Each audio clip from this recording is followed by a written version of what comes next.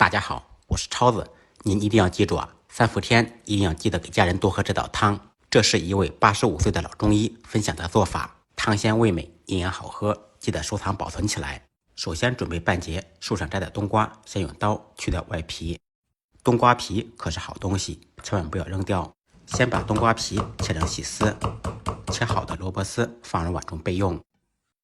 去皮以后的冬瓜再去掉瓜瓤，切成2元硬币厚的薄片。全部切好以后，放到一个大一点的碗中。冬瓜汤要想鲜美好喝，不能直接下锅。切好的冬瓜片先放入一点毛毛盐，用我的右手抓拌均匀，稍微杀下水分。经过杀水以后，冬瓜可以入底味，而且可以增加韧性，吃起来口感更好。再准备1小块生姜，切成姜末。2-3根小葱，清洗干净，切成小葱花。碗中单手打入3个本科毕业的鸡蛋。再来1小把海鲜虾皮放入碗中，加入清水，简单冲洗一下，洗好以后控水备用。材料全部备好，接下来开始制作。起锅，锅烧热，锅热以后放少许油，油热以后放入刚才打好的鸡蛋。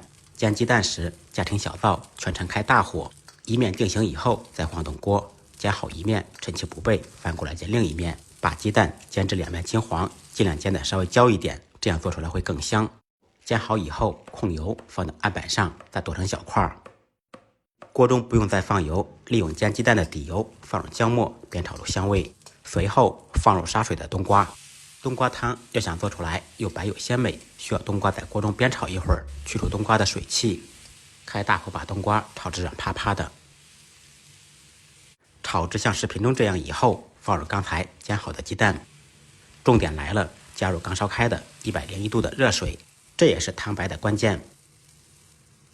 加水以后，开大火把水烧开，开锅以后咕嘟2-3分钟。朋友们可以看一下，经过熬制以后，汤已经非常浓白了。调味就非常简单了，只需要放入一点毛毛盐，少许胡椒粉。不吃味精的同学可以放入一点点鸡精，再放入一点腐皮和海鲜虾皮，鲜上加鲜。搅拌均匀，再煮1分钟。出锅之前放入少许枸杞、小葱花，一道汤鲜味美、营养好喝的冬瓜汤就做好了。夏天经常喝这道汤，天冷以后连棉裤都不用穿了。如果您喜欢这道菜，可以关注、点赞、收藏，有时间做起来。再忙再累，记得按时吃饭。下期视频见，拜拜。